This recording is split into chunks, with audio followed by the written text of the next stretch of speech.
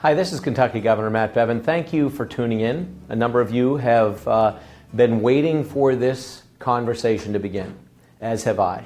A lot of information out there, some of it factual, some of it not, and over the course of the next hour or so, I hope that we can have a lot of Q&A back and forth and the ability for us to come out of this with a better understanding of what the challenge ahead of us is as it relates to the pension crisis in Kentucky.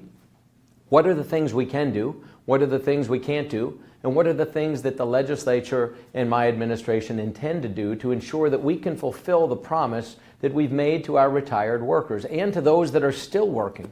We have a legal and a moral obligation to fulfill the commitments that have been promised to people. It's as simple as that. And yet, if there's not enough money to do it, it may not be as simple as that. So how do you balance those two things? Let's talk about this in the minutes, an hour or so ahead. I say an hour, there's no hard stop time.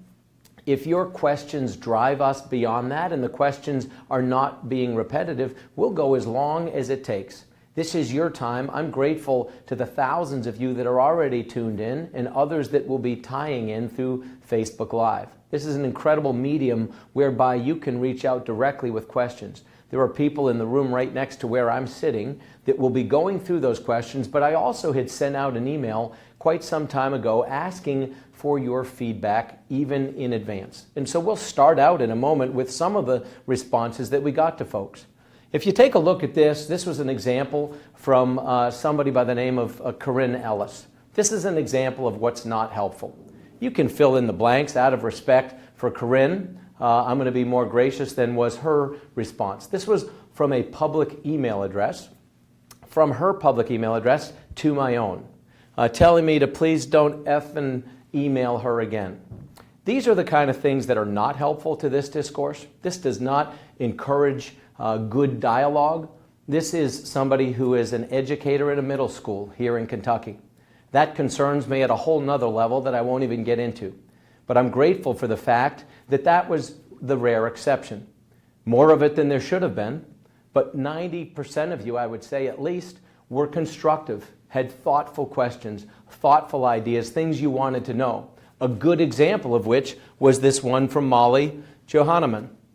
What is your step-by-step plan to fix the current pension deficiencies?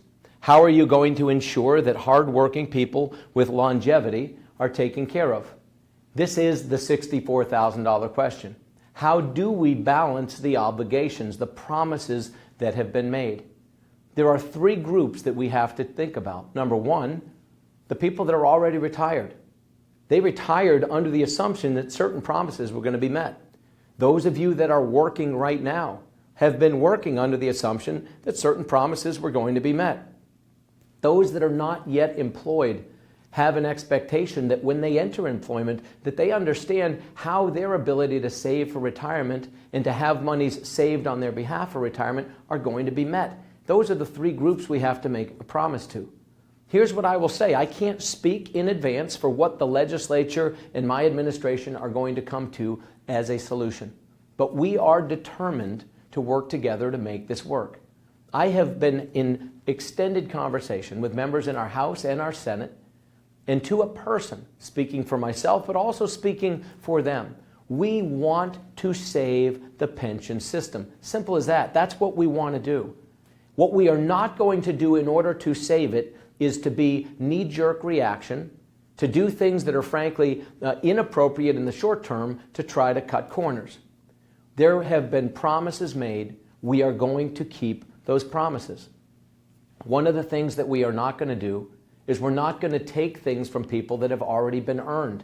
That includes people that are retired. That also includes people that are working right now. Even if it were legally allowed, it would be morally inappropriate. I will personally not sign such legislation. I don't believe from any conversation that I've had that our legislators, led by Robert Stivers in the Senate and by Jeff Hoover in the House, that they want this. They don't want this. We want to deliver on the promise. There are a lot of rumors, a lot of concern, and for good reason, because this affects a lot of people's lives.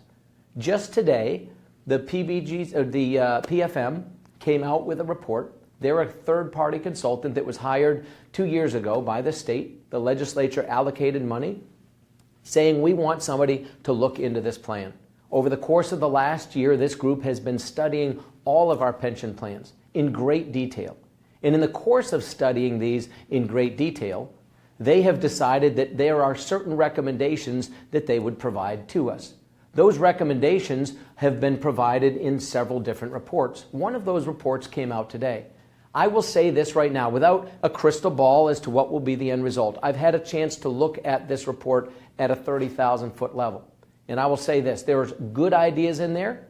I would say there's a lot of good ideas. Some of them may be implemented, some of them may not be. There's some that, frankly, I don't think there'll be an appetite for, even though they may be financially appropriate for us to pursue. But those are the things we'll be talking about as we move forward. One of the next questions we got was this one from David Rock. He says, good afternoon. I'll be watching tonight, but I have one comment. I'm a 26-year state employee who also expects my full pension benefits. Would it be possible to use the money brought in by the state lottery to help this crisis situation? I know that this money is used for education, such as Keys money, but I've spent 26 plus years of my life working towards the promise that was given to myself and others regarding our pension. David, you're spot on.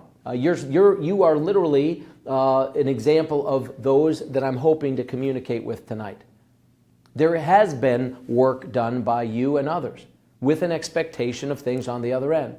Specifically as to whether we'll dedicate monies from the lotteries, I won't speak to that because I don't have that authority myself to make that happen. I will say this, there's no immediate plan for such a thing, but there is nothing that won't be considered. There's nothing that won't be considered. We certainly are willing to look for finding a dedicated stream. That's kind of what you're referring to. Are there monies out there, whatever the source, that we could dedicate toward the ongoing solution? The most critical thing for us to understand is this. If you're a pensioner already or someone working toward one, there's an expectation that you will have a check that you can retire on. Right now, every plan in the state is in dire underfunded status. The net result of which is that even the best funded among them is in a crisis situation. What does that mean? It means if we don't do something, we run the risk of these plans becoming bankrupt. What I'm working on with the House and with the Senate is to make sure that doesn't happen. Will we get out of the hole we're in a year or 2 or 5 or 10? We won't. But if we stop digging, we have a chance to get out of the hole. The plans that we will be coming up with will get us out over probably 20 to 30 years. I won't be anywhere near state government at that time, and chances are no one who represents you right now, the people that will be making the hard decisions, they'll be taking all the heat. They'll be making the hard decisions now, but they're going to be doing it so that 20 and 30 years from now, and every year between now and then, the promises made continue to be kept. That's what we're committed to doing. We're not looking for short fixes, not looking for instant responses to problems that we're faced with. We're looking to fix this for the long term. One of the next questions, are higher taxes in the cards? This is from Evan Bohr. Are higher taxes in the cards to help stabilize the pension system in Kentucky? Evan, I'll tell you, not if I can help it. Not if I can help it. I'm not a proponent of fixing problems that were created for whatever reasons. And there's 1,000 ways in which people might anticipate what happened. I'm going to touch in a moment as to how we got to this problem. But truth be told, raising taxes on people today to fix problems that were made by folks in the past, or false assumptions in terms of actuarial assumptions or numbers that were made in the past, that's not the solution. It really isn't. We do need to modernize our tax structure. We do need, ultimately going forward, to make changes to our tax system. Doing it for the purpose of fixing this problem, not a good idea, not even a good policy as a matter of course. So these two things are being separated for the time being so that we can address the pension system as it stands. The easy, expedient thing would be to just raise people's taxes, but there's a cost to that that frankly I think is untenable. And I think that is shared by the vast majority of folks in both the House and the Senate. Again, we'll have these conversations. We've been having these conversations. And I can tell you, there's not a lot of appetite for raising taxes by the people that you've elected to represent you in Frankfurt. The next question is from Derek Jordan, who wants to know, what about the teacher use them or lose them sick day issue? This isn't just for teachers, but it's probably more topical with teachers than it is for some of our other employees. There's a policy, use them or lose them, kind of doesn't exist right now. People are allowed to accrue days, save them up. I don't know, I think by state law it's 10 that people get per year, 10 sick days, and certain local jurisdictions and school boards have given people even extra days. So depending on where you teach, you may get 11 or 12 or I don't know how many. But usually 10 to 12 is about the number that most people get. The question at stake is, should we allow people who have not been sick or who can work through that sickness or who choose not to take a sick day, which incidentally, while I'm not a doctor, I advise to the extent possible, as the father of 9 kids who go to school, being a sick teacher, take the day off. It might be advisable. I know it's hard, and some people genuinely don't want to leave their kids without somebody. It's maybe hard to find a substitute teacher. But the fact of the matter is there's reasons why those sick days exist. Some people, though, have accrued an amazing number of them. Sometimes 3 digits worth of them, 100 or even 200 of them over a period of time, maybe even more. There is a policy now that allows people to use the value of those days and apply it toward their final year's salary. They take those upon retirement. They're calculated and added to their final year salary. That final year salary is something that's able to be included in a high 3, for example. So the average of your last 3 and highest 3 years can then, in fact, be inflated, perhaps, or some would argue, artificially. Is that appropriate? Are those days there to spike a pension, to increase artificially a salary, or are they there for covering people that are sick? These are questions that are being had. We need to provide for those who take care of our kids, period. So if you are a teacher, you should have the ability, if you're sick, to be home sick. And I will say this, again, this is going to be a decision made by the legislature, but from conversations I'm having with Speaker Hoover, President Stivers, and their various leadership, especially those addressing this pension problem, we do not have any intention of taking the value of things that are currently accrued away from people. We may change policies on a going forward basis, but the idea of going back in time and saying, hey, you should have used them, you should have retired, we're not going to play that game. I want to make something very clear. Nothing that we do is going to come with an emergency clause. Nothing. So you are not going to be forced, if you're on the cusp of retirement or 1 or 2 or 3 months or years away, you're not going to be forced to make a quick knee-jerk response. We are going to protect the value of what you've earned to this point to the absolute extent of our ability, and I think that ability is high. We're also going to protect, for those of you that are close to retirement, some of you have already made decisions. You've perhaps bought a home in another place, or maybe you have children that have moved to be near you, with a certain expectation that there is going to be a retirement sometime in the next 2, 3, 4 years for you, whatever the case might be.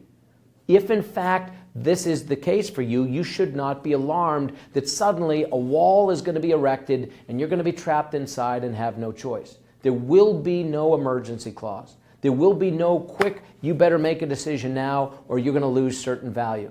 We are going to preserve the value of what you've earned for those who've earned it.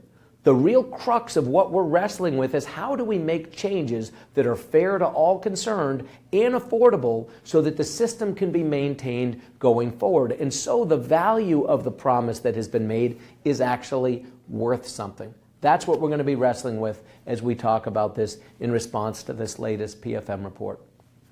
We have a question here from Alex Shanara, who asks, how do you plan to protect the first responders who work so hard daily? Is it possible to exempt us from benefit cuts or negative changes? In fairness, Alex, every state employee is asking the same question. I am a little bit biased toward those who do a job that, frankly, others don't want to do. Does that mean we can make exceptions for one group over another? I can't promise that. But I will say this, and I don't think there's many, if any, Kentuckians that would not agree. Just even earlier today, we had 2 state troopers that were attacked.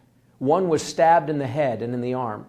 In response, he and his partner had to kill the person that was attacking them. This man was hospitalized, has been released, but suffered some pretty serious stab wounds. Most of us don't have to wrestle with things like this. Most of us don't go to work and worry about somebody attacking us because of the uniform we wear or the job that we're doing. Most of us have the luxury of being able to flee a dangerous situation. There are people that are paid with our tax money who go to work every day on our behalf to run into the face of those kind of dangers. Not just law enforcement officers, first responders of many kind. And to that end, I think we have a special obligation to people like that. What it looks like exactly, I can't definitively tell you right now. But can we protect to the absolute extent possible the promise made to those folks? You bet we can. And it's my commitment to you that we are going to try to do that. There is something to be said for folks that you asked about, Alex. And we are going to try to the extent possible to make as few changes on a going forward basis as we possibly can. The next question is from Chris Watkins, who asks, I am a CERS hazardous. You are aware that we do not pay into Social Security. In my 20-year career, I've paid 0, so I will not have these funds available. Will there be an early out of those in the system now? There's several different parts of that question I want to unpack. There are many employees in our state. An example is that was just posed, but also a number of our teachers and people who work within our school systems who also don't get to participate in Social Security. That is a federal decision that was made with the state of Kentucky some years ago. Again, on a going forward basis, that may well change. I think it would be advisable to allow people, everybody in Kentucky, to be able to participate in Social Security. But certainly if that change was not made, we sure can't stick it to people like the questioner, Chris, asks about.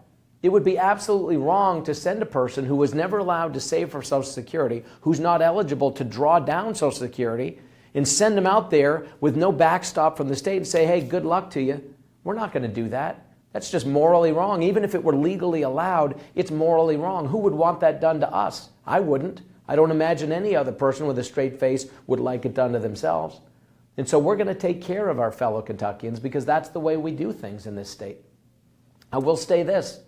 We've got to make sure that people recognize this is a big problem for some employees. For example, we have teachers who, because they couldn't participate in Social Security, they're not even allowed to draw Social Security benefits from a spouse. So they may have a spouse who passes away, somebody for whom they might have been able to receive some of the value of their Social Security benefit that was earned during that individual's career. But a teacher in Kentucky, for example, or one of these hazardous duty employees that Chris alluded to, they don't have that luxury. They literally are not able to get any benefit. And so we have to balance that as well. This isn't lost on me. It's not lost on our legislature. We're going to make sure that we do right by people, and I appreciate that question. Do know that we wrestle with this question, and we're going to make sure that we do right by you. The next question is Dawn Marie Choir-Wise, who asks or says, I'm extremely concerned. My husband is already retired. Does this mean he will lose his retirement? No. No. Not a chance. In fact, it is literally for people like your husband that is causing us to address this right now. Anyone who is retired right now, and again, this decision is going to be made by the legislature, working with my administration. They'll do the work of crafting this legislation, and I will sign ultimately into law what we must do to save the pension system. But I feel very confident speaking for the end result of what we're going to do, and that is to not take a pension away from somebody who already has it. That is not going to happen. I will not sign such a bill. I have not had a conversation with a single legislator who is proposing a bill like that. So if you're concerned about your pension, do not be. I want to address something else that actually was brought up to me earlier today in a conversation. It's not a question up here. It may come in. Maybe you've asked this question, and if it shows up, I'll just address it now in advance because I don't want to forget about it. One of the other things I heard recently from somebody who's in law enforcement is that one of the rumors that's been running around is that if you don't retire now, you lose all your health benefits and your health coverage. Nonsense. That will not happen. That is also not proposed by me or anyone that I've spoken to about this issue. We are fighting to preserve for people, not take from people, the things that they expect. And for people, in terms of when they retire to when they're eligible to get Medicare, for example, there are gaps that I would be very concerned if I thought I couldn't have health coverage during that time.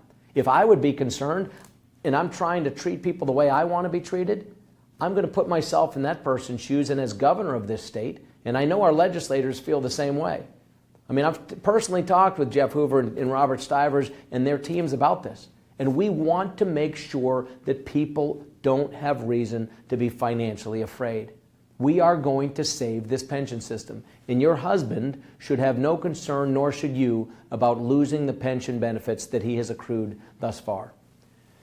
Laura Glass, if changes are made, when will they go into effect? That's a good question. Bottom line is, there will not be an emergency clause. This will probably go into effect, let's say we have the special session this fall, which we will. Let's say we come to conclusion about what must be done, and I believe that we will.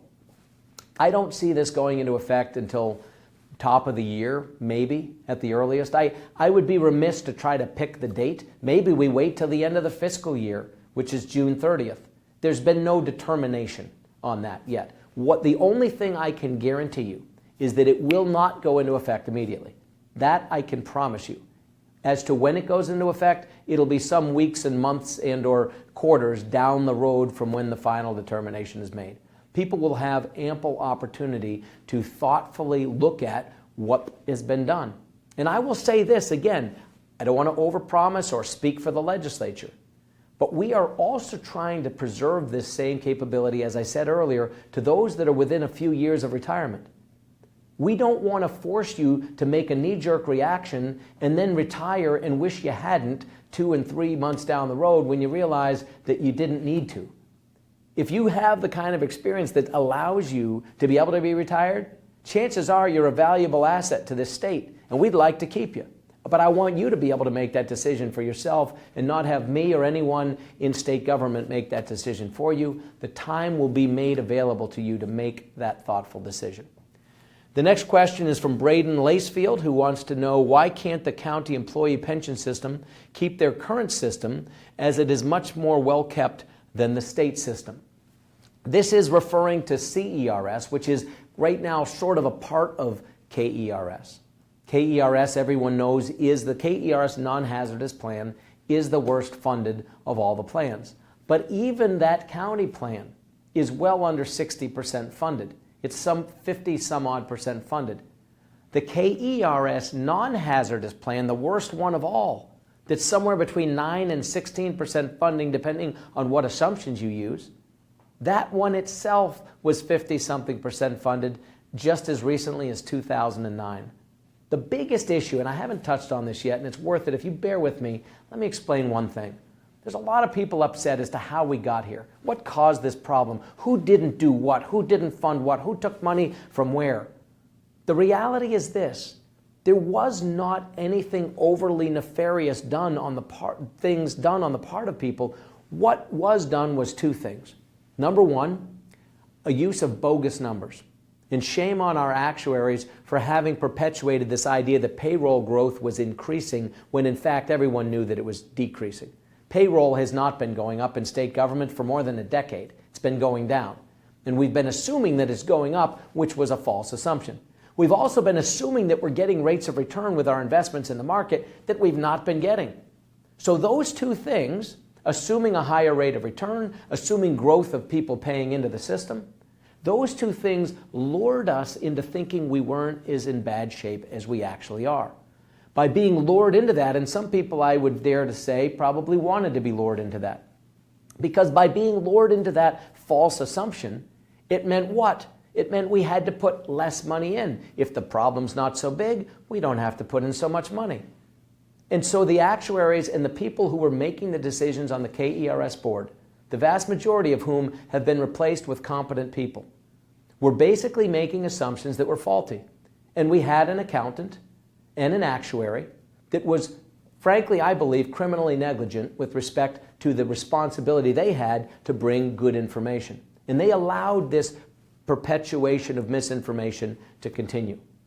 But I will say this, even if we had put in all of the right numbers according to the actual ARC, and many of you know what the ARC is. It's the actuarially required contribution is one of the uses of one of the ways that acronym is explained. It's essentially what is required based on what the actuaries are saying that should be put in to make sure that the pension does not become less well-funded. In other words, it doesn't get us back to full funded status, but it doesn't make the problem worse. If we were to put that amount in every year, it basically keeps you steady. That's the argument.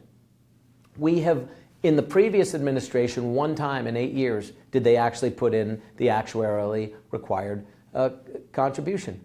That's the unfortunate part. They just didn't meet the ARC. They met what was required statutorily. Many people say, well, it's our legislators did this and our legislators did that. The legislators did what was required of them to do. Straight up, they did. People may not like what was required of them, but they did what was legally required of them. The ARC was something that is suggested that they go back, and yet often people did not go back and make that contribution. It's neither here nor there. I mean, we can blame people, but the fact is it wasn't done.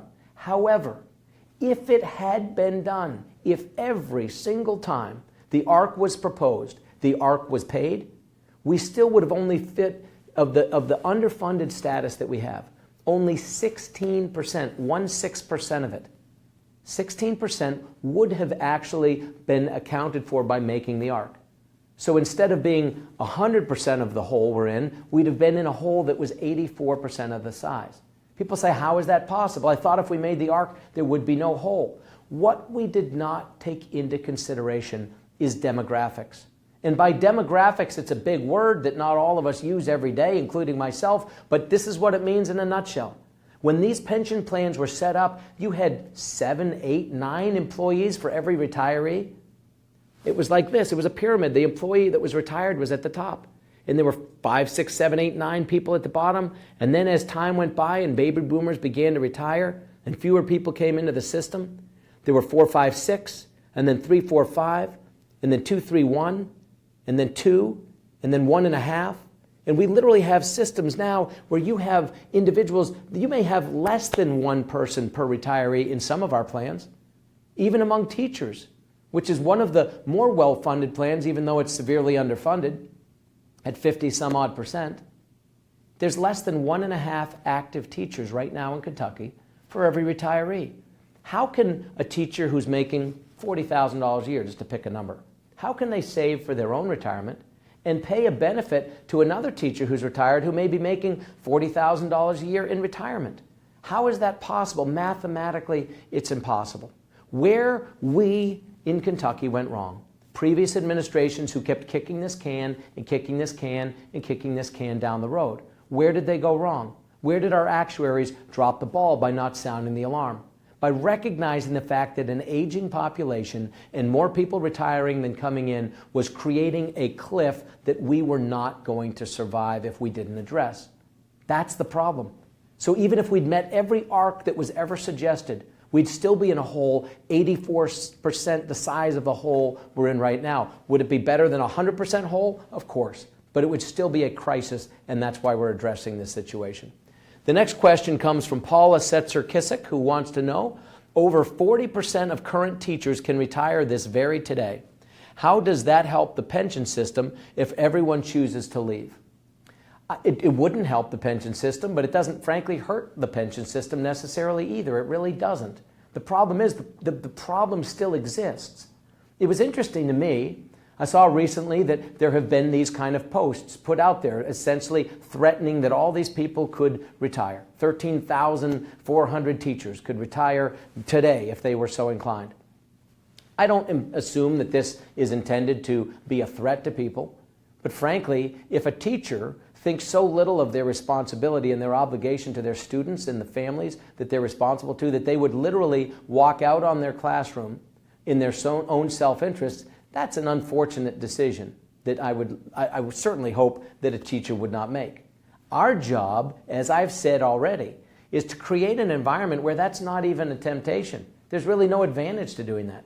I could tell you right now, we're not going to pass anything that will cause a person to wish they had retired earlier as a result of it. We're just not going to do it. Why cut off our nose to spite our face?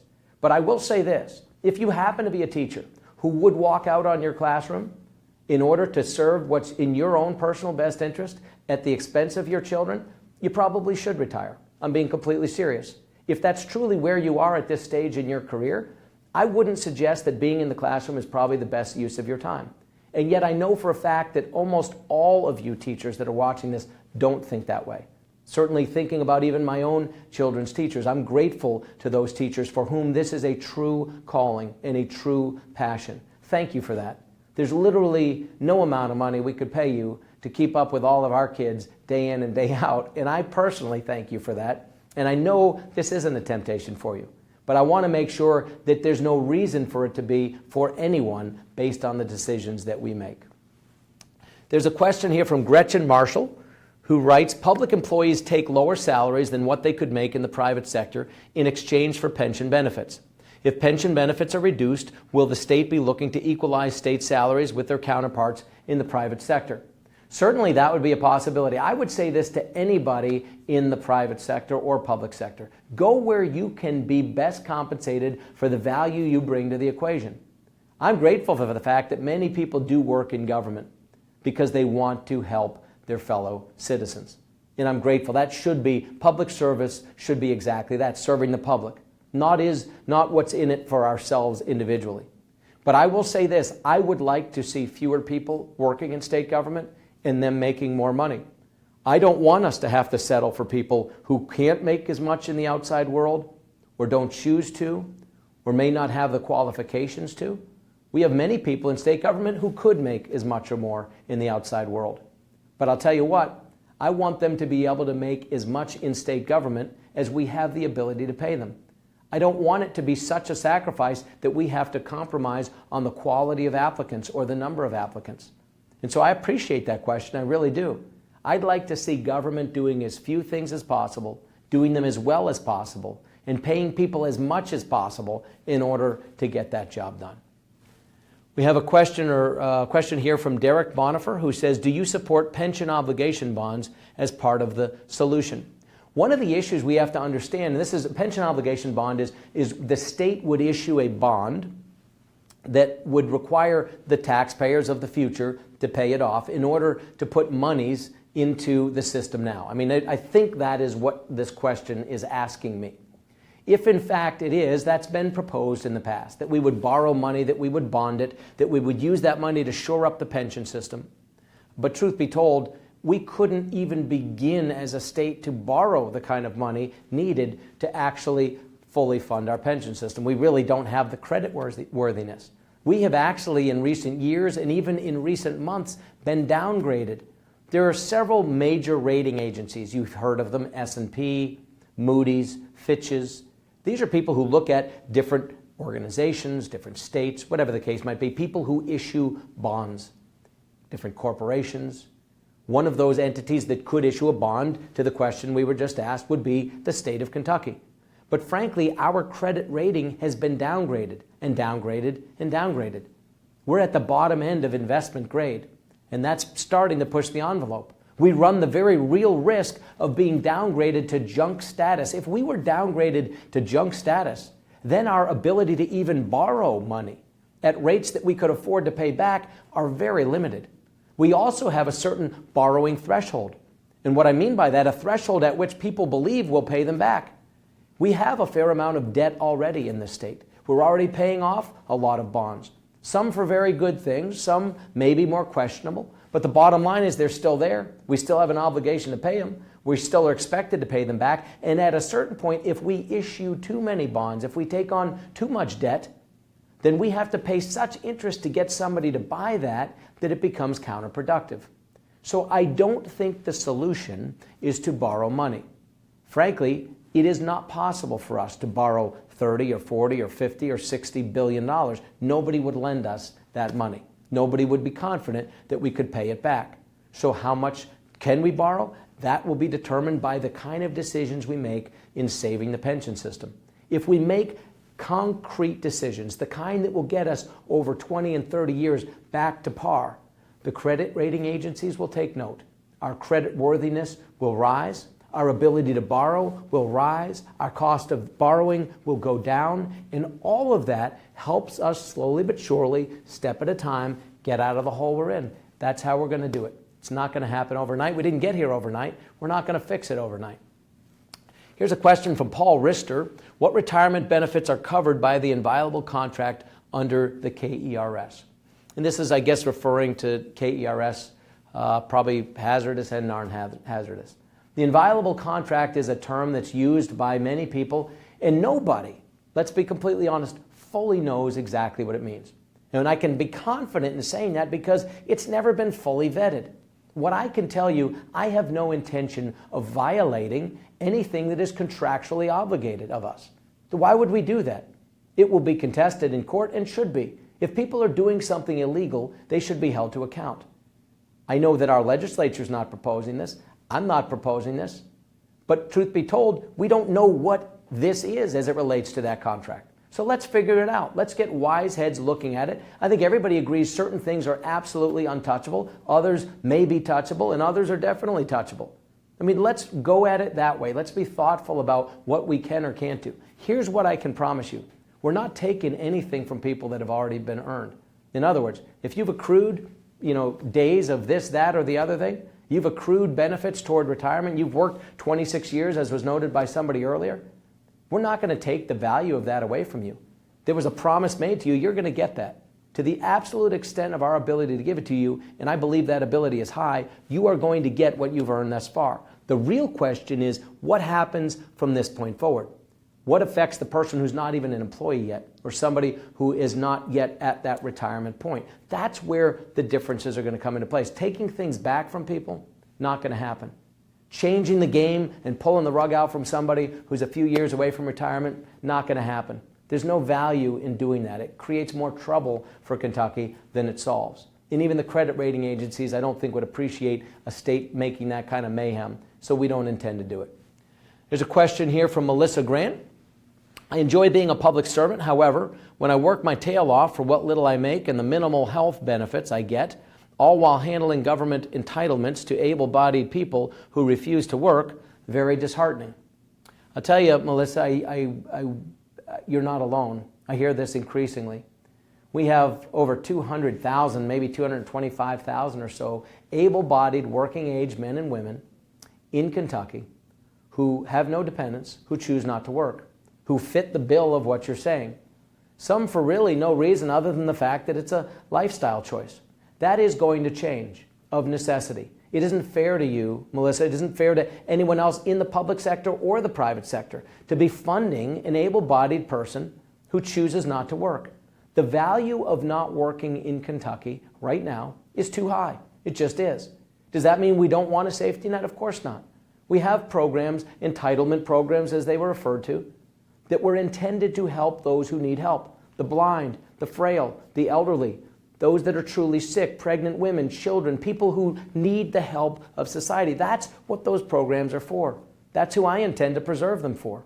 If somebody's like me and they're able to work and they're of working age and they don't have obligations to keep them at home, they should go to work, period. And Kentucky's moving very quickly in a direction where that's going to be expected. So if you're a person who chooses not to work, that day of responsibility is going to be coming. So start to anticipate that. Because to the Melissas inside state government and the Melissas outside of state government, we owe it to them who work and bust their tails, as was noted, to provide for everything we take value in and appreciate in Kentucky, and in America for that matter. We owe it to them to make sure that it's not wasted. And I intend to be a governor in a state where we don't waste the hard efforts of people like Melissa. The next question is from Caleb Young. And I'm moving my chair now because, at my age, it starts to hurt sitting on a wooden stool. Caleb Young, how much will special session cost? Why can't it be done during the regular session? Will they work for free? What they should be doing already? In fairness, Caleb, I don't know that it's fair to expect them to work for free. I assume you don't work for free. And so maybe I'm misunderstanding the last part of your question, but we should not expect them to work for free. And whether they're here in a regular session or not, they are getting paid. It does cost extra money, to the first part of your question, and it's a good question. I don't know the exact number, but I think it's about $60,000 to $65,000 a day. So assume a special session, which is a week, because you need 5 days in order to have a special session where you can have the proper readings, have the people in the right conversation. People would come in and testify for, against, what have you. Debates would be had. You'd have a first reading, a second reading. Ultimately, there would be a vote. You need 5 days in order to get this done. So that 5 days would cost the taxpayers of Kentucky $300,000, $350,000, roughly. That's a lot of money, understood. But trust me, compared to the scores of billions, the tens upon tens upon tens of billions of unfunded liability, and the impact it would have on people of allowing that system to fail, $300,000 is worth it. It is. I'm very fiscally prudent. I wear this button because I want to cut red tape. I want to cut bureaucracy. I want to cut waste. I grew up in poverty myself financially, and I'm grateful for the fact that America affords people a better alternative. But one of the things about growing up poor is you value a buck, and I value a buck, and I still spend my money very frugally. As governor, I spend your money very frugally. I would not call a special session if I thought that it wasn't worth it. This is overdue. It is worth it. The ability for us to focus only on this, to have no excuses or distraction, is critical. We've got to be able to focus on the task at hand, and that's what we're going to do. The next question is from Jeremy Waters. You have touched on teachers, state police, and county workers. Now what about state corrections?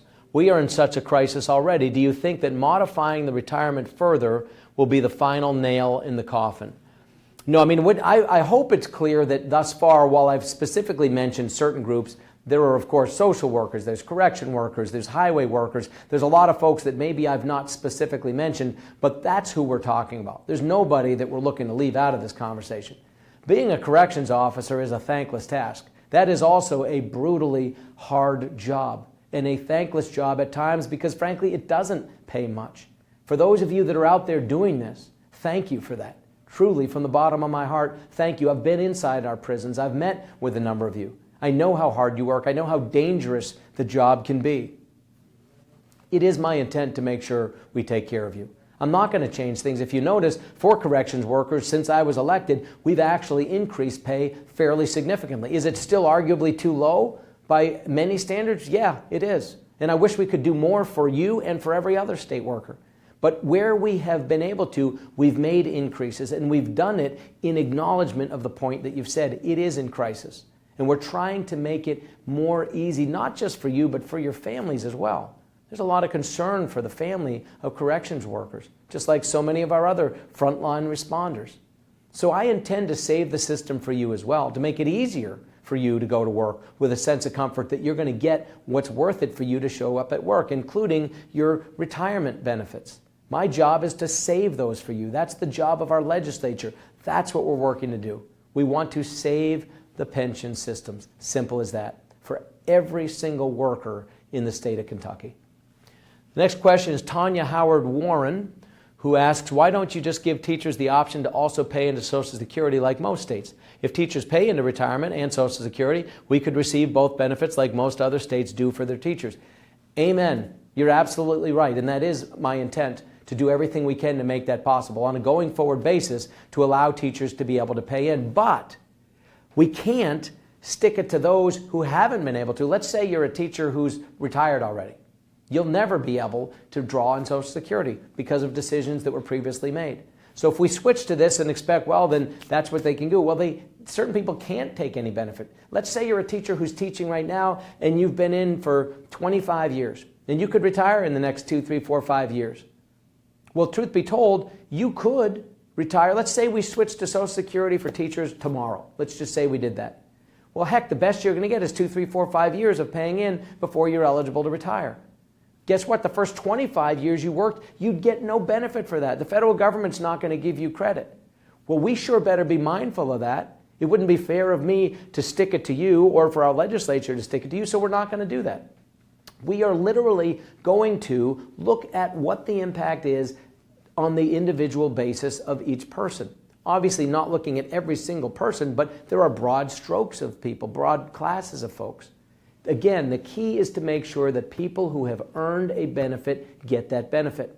And if someone was not able to earn a benefit, that they are not punished as a result of that. So if we do move to Social Security eligibility for teachers going forward, then any value of not getting that to that point in time is an obligation that I believe we, the state, have to that individual teacher or other, CERS hazard duty worker or whatever the case might be. We owe it to you to give you the promise of what has been made. Simple as that. The next question is David Sturgill. Governor, I heard you say things wouldn't say for change. I heard you say things wouldn't say for change things for retired employees. What about state employees already in the system? I think the question is, and again, I'm glad it's not just me that does this. It's hard sometimes when you're typing something out there, an extra word gets in there or a word doesn't come out or whatever the case might be. I think the question is, if we're not going to change things for those retired, what about the people already working? It's a great question. I think we've addressed that, but let me hit it again for those who might have just dialed in. For the people that have earned something to this point, you're going to get what you earned, period. It's the right thing to do. Legally, it's, I believe, a requirement in many instances. Certainly morally, it's a requirement. It's inappropriate to change the rules on you after you've already agreed to enter into the game. And that some of you have 20, 30 years into a system, you ought to get what you thought you had coming to you. So I intend to preserve to the best of my ability, and I know that our House and Senate intend the same, that we are going to preserve the promise to the retirees and to those of you that are working right now. That's an obligation that you expect. It's one that we owe you. There's a question here from Melissa Mullins. Why were funds taken from KTRS for other needs in state government? Has it all been paid back? There's a lot of urban myth associated with monies that have been taken from programs in the past. The bigger issue is what was not put in that arguably could have been or should have been. Truth be told, I've only been in Frankfurt for 18 months. I'm not an expert on exactly what happened in years past under the previous administrations. I will say this, the plans are underfunded. However it got that way, monies were not taken out as much as they were not put in, as much as people didn't recognize what was happening with the aging and retiring population relative to the people coming in. Monies have been put back. No administration in the history of this state has ever put more money into the pension system than my administration did last year. We put $1.2 billion into the pension system. We cut 9% out of everything that we could cut in state government in order to make that possible. That was to prove to you that I was serious when I say that we are going to start to address this situation. And yet I heard people say, well, we put $1.2 billion in. Good, we fixed that. We plugged that hole. We didn't even come close. I wish we did. But here's something I want you to understand. If we don't fix this pension system, it's going to cost us a whole lot more cuts than this. If we don't fix this system, if we allow it to continue to build and this obligation to grow with no acknowledgement of the hole that we're in, then the 9% change that we made 2 years ago or last year, the next budget session next year, we would have to cut 34% out of the same categories. That's from the floor we're at now. We don't get the 9% back and start over. That's from the reduced floor where we are. We would have to cut 34%. Think about that. Who would want 34% of state government cut in a single 2-year period? And let's say, well, people say, well, we got to cut more things. Let's say you spread it across all of state government, and I mean everything, from education, higher education, law enforcement, veterans, Medicaid, you name it, everything. If you cut everything in the state that we have the ability to cut, that we're not prevented from cutting by federal mandate, it would still be almost 15%, about 14.8, 14.9%. Who wants to do that? I don't. Our legislature doesn't. You don't. Truth be told, some of you are going, yeah, we should do that. Really? Do you really want 15% less educating your children? 15% less protecting you in your safety? 15% less fixing roads and repairing bridges? Is this what we want? It's not what we want. This is why we're making these hard decisions now. It's not fun. It's not easy. I will tell you this. I hope that for most of you, You have better appreciation for your elected legislators in the days and weeks ahead than you've ever had before. Whether you do this or not, I'll leave to your determination. But I would ask you to encourage them. Write them a note of thanks and appreciation, because truthfully, the men and women that represent you now in Frankfurt, they're cleaning up mess made by a lot of people that preceded them.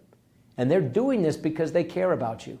They are going to earn the small amount of money that they are paid. And trust me, legislators don't make nearly what people propose that they do. And another thing I want to address, it hasn't come up in a question, I'm surprised because I've heard it a lot. People say, well, these legislators, they've got these big fat pensions and theirs is fully funded. No, it's not. Theirs is also failing.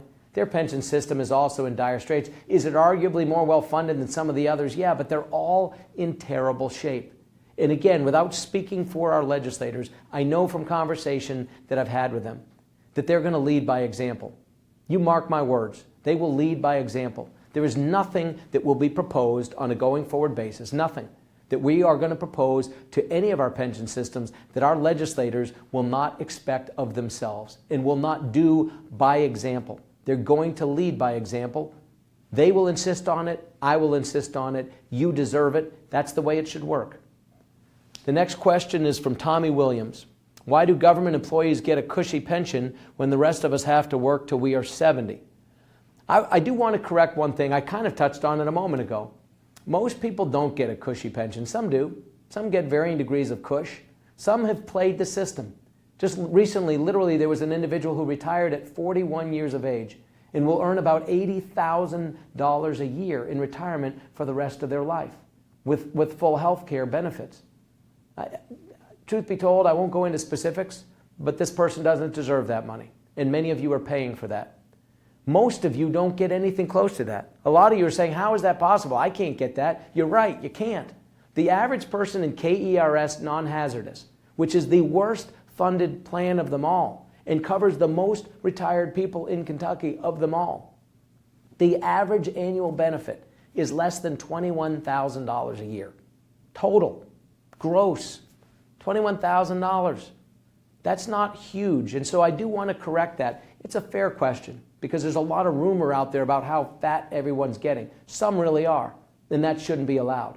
But for the average worker out there, they're busting their hump and they're not getting a ton in exchange. But they are getting something that they can afford to live on. And even if it is just a couple $1,000s a month or even a little bit less on average, that's a couple $1,000s a month that they need. And that's an obligation that we have to them for the work that they've given. The next question is from Shannon Coyle. Governor Bevan, are you working with KEA as you contemplate these changes for KTRS? Yes. I've had extensive meetings with a whole lot of groups, including KEA. I won't single them all out other than this one simply because the question was asked. I've had good conversation, good thoughtful dialogue. Do we agree on everything? No. Have we in the past? No. Are we likely to agree on everything in the future? Probably not. But guess what? Respectful, adult-like conversation, recognizing that we have a mutually a desired outcome, which is to fulfill the promises made, that's a good thing. And I'm grateful, truly grateful for the hours of time that I've been able to spend with members of a lot of different organizations. Not only the membership of those organizations, but the leadership of those organizations. So thank you to those of you who have given me your time. There'll be more expected and asked of you. If you have ideas and things you want us to know, reach out to my office. Reach out to my budget director, John Chilton. Reach out to your local representative. Let them know what you would have them hear. That's the purpose of this conversation as well. Kari Kata has asked, what are you planning for retirees who have returned to work as contractors, or more importantly, state employees earning second retirements? The opportunity to work in double dip or triple dip, as it was called, that has been ended. No longer are people allowed to start careers in government where they can earn a second retirement. That was ended in recent years. But there was some of that went on. It should not have been allowed to. This was another thing that contributed to this unfunded status that we have. There are many people, however, who retire and then go back to earning a salary, maybe as much or more as a contractor, maybe even in the same area that they were just working in as an employee. Is that legal? Sure, it's legal. Is it appropriate? Maybe.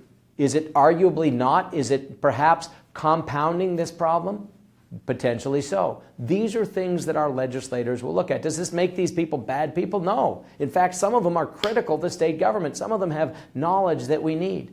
But we shouldn't have a system that incentivizes a person to retire from state government because they can make more than doing the same job as a contractor while getting a full pension from those of you that are still working. Whether you're in government or outside of government, people being retired in their 40s and even in their 50s is something that frankly isn't an option for people out in the private sector.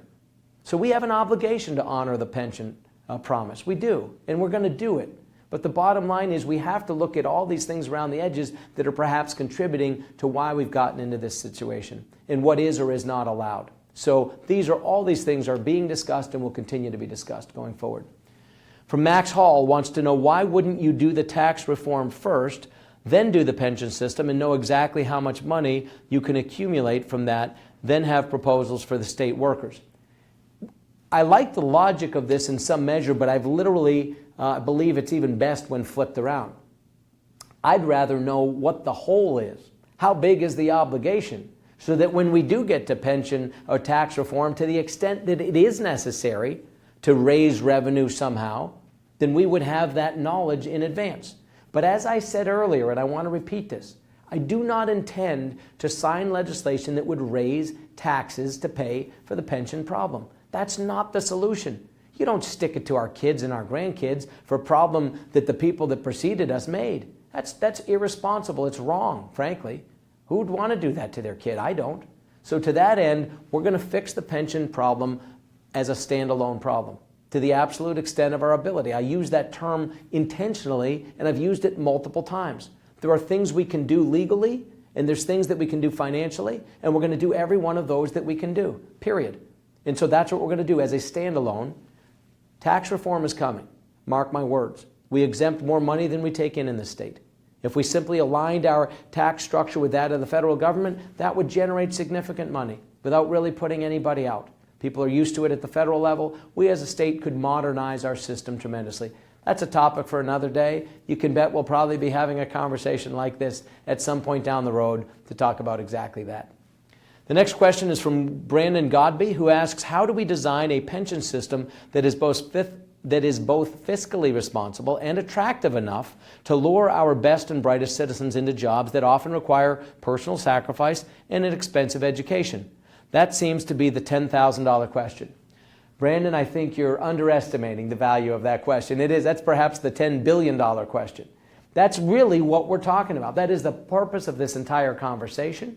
That is the purpose of our meetings with the legislature and my administration. This is what we're wrestling with. As I've said before, there's three promises we have to make. One to our retirees, one to the people currently working, and one to the people who have yet to come. And those are the ones you're talking about. The people for whom we need to make something attractive enough for them to make it worth their while, for it to be worth their while to come to work. That's what I am determined to do. The bottom line is this. Young people today, those that are just entering the workforce, they want control, they want freedom, they want flexibility. And these are the kind of things that we also have to be thinking about. Most people no longer enter into careers where they do the same thing for 20 or 30 years with no change. And so we have to think about that. Does that mean we don't continue to offer that to people? We'll determine that. But I'll tell you, I think a lot of people like the idea of having more flexibility and control and being able to move from job to job and not being stuck on a single track.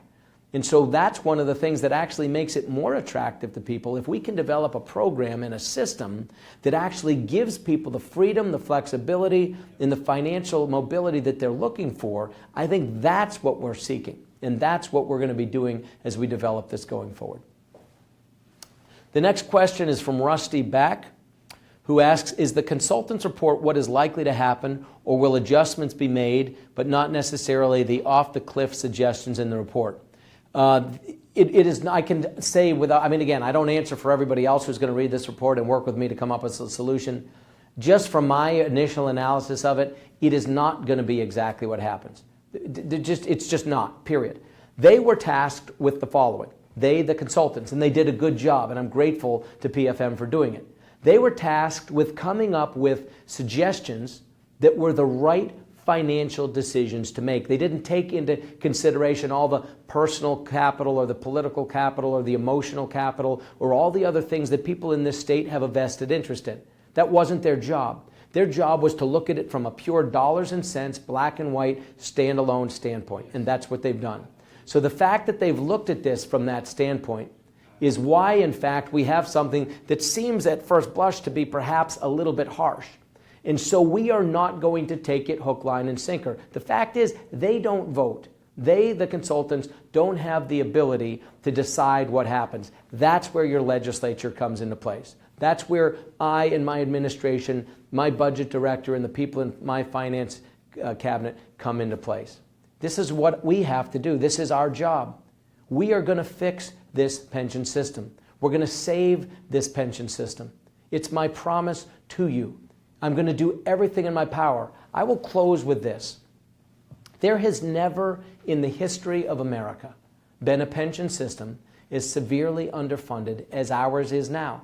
I wish that wasn't the case, but there's no one that I can turn to, literally no one anywhere that I can say we're going to do it like they did in this state or in this city or in this county or in this anywhere. It's never been done. We are trying to do something that is not unique to Kentucky, however. In America, there are $4 to $5 trillion, somewhere between $4 and $5 trillion. And as a reminder, for those of us like myself who've been out of school for a while, a trillion is 1,000 billions. There's $4 to $5,000 billion worth of unfunded pension obligation in America today. So frankly, everyone's looking for a solution on this. States don't have the luxury of declaring bankruptcy. And yet we in Kentucky could sell every single thing we own. Every state park, every building, every school building that the state has dibs on, every public building, every pencil, every car, everything. It wouldn't even come close to meeting the obligation we have to our retirees. This is why we have structural change that has to be made. But I'll tell you this, I'm encouraged by our legislature. I'm grateful to Robert Stivers. He's been in the Senate with his colleagues for years, pounding the table on this, as were people who preceded him. This has been something that has been a topic of conversation for a long time, and some of those in the Senate have been like the lone sentinel in the wilderness, calling for someone to pay attention to this. Well, the day has come that we're paying attention. Robert Stivers now has Jeff Hoover in the House as the Speaker of the House. This has been ignored by the House for year after year after year after year. It shouldn't have been, but it was. Jeff Hoover and Robert Stivers and their teams are determined to save the pension system. Simple as that. So am I. The fact that we're in agreement gives me great encouragement. It gives me confidence that when I say to you, we're going to work to save this system, that even though it never has been done anywhere, even though we don't have a model to follow, that we're laying down footsteps that the entire rest of the country is looking at. Because what we do here to save our system will be the model that others will follow. And we're going to follow these footsteps that we're going to have to lay down for ourselves. And we're going to do this over the next 5, 10, 20, 30 years, and we're going to get ourselves back to solvency. We're going to fulfill the promises to our retirees, to our current workers, and to those that are yet to come. And we're going to do this because we are Kentucky. Thank you for tuning in, and stay tuned for the things that we're going to propose in the weeks ahead. God bless you.